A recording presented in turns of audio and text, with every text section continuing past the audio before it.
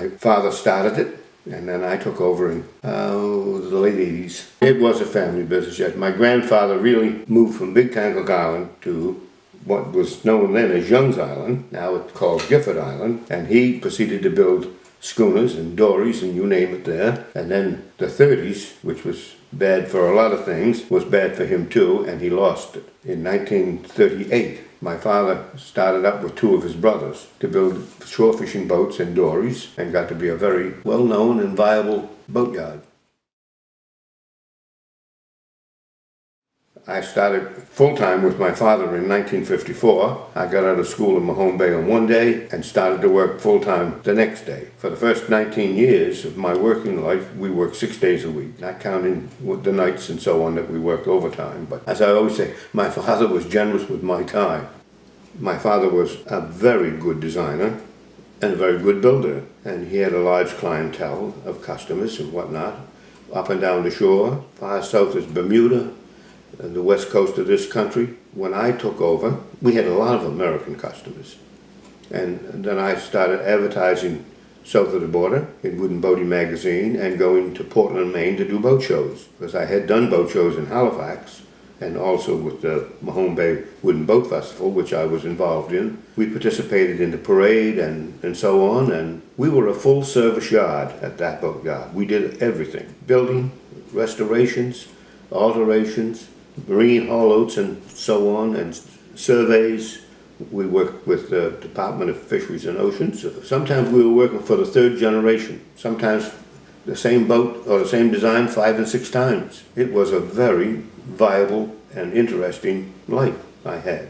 The only sad part about it was there was no fortune to be made in it. You make a living, but there's a difference between making a living and making money. I like doing, especially building new ones. I really like building new ones. That was my desire, to build new boats, but we did a lot of what I call, brought them back from what I call the dead. And I'll never forget, I got a call to come into the Royal Nova Scotia Yacht Squadron to see a schooner. And when I drove up, he was standing by it, and I pulled in and I turned the window down. I looked at it a bit, I said, "Mr. So-and-so," this is my exact words, "that's not feasible." I said, "The only way this is feasible is if it's one of those things of love." And he replied, and I'll never forget his words, "I want you to know, Mr. Heisler, I love this vessel." And we did it. The first year after it was repaired and the water, won 3 cups in the schooner races. These are the kind of things, you know, that you remember because they were almost unbelievable that it could happen. We had a lot of gold-plated customers, really good people to work for. It was a very major part of Mahone Bay. There was a lot of boatyards in this little area. For instance, in Indian Point alone, there was at least 2. In the town of Mahone Bay, I can remember when there was the Hurtles and other boatyards. And McLean's, of course, was the beach ship yard, the draggers and minesweepers during the war and all that kind of thing. So it was very, very viable. A lot of people worked in the boat building industry. But it's different now. A lot different than what it is now.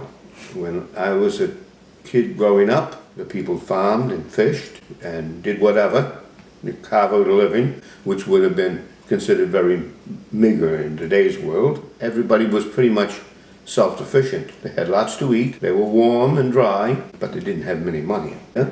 And we had a 2-room school. Well, when I started school in this community, there was only 1 floor, and it was about, say, 25, 30 kids going to, and they were all grades up to grade 10. And then I went to Mahone Bay at high school. I really felt like I was an alien when I went there. I didn't know what to do with myself. It was a totally different world. Mahone Bay has definitely changed from when I was a kid, you know. The town of Mahone Bay has progressed. The waterfront is all, you might say, cleaned up or fixed up, or the most of it, and so on.